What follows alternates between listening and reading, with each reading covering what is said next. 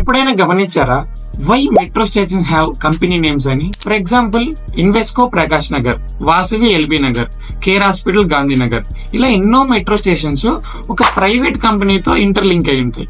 ఇలా ఎందుకో చూద్దాం. కంటెంట్ లోకి వెళ్లే ముందు ఫాలో కొట్టండి. బేసిక్ గా Hyderabad metro only travelling charges survey అవ్వదు. మెట్రో స్టేషన్ లో వచ్చే యాడ్స్ కానీ టాల్స్ కానీ వీటి ఎక్స్పెన్సెస్ తో రన్ అవుతుంది. సమ్ టైమ్స్ మెట్రో రెవెన్యూ తగ్గొచ్చు, పెరగొచ్చు.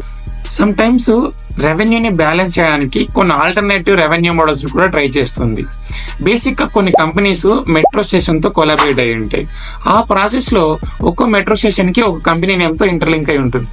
For example daily 10 metro trains 100 members ని క్యారీ చేయగలిగితే పర్ డే కి 1000 మెంబర్స్ ని క్యారీ చేస్తుంది. ఈ 1000 మెంబర్స్ ఆడియో రూపంలో ఆ కంపెనీ బ్రాండ్ గురించి అండ్ వాళ్ళ ప్రోడక్ట్ గురించి వింటారు.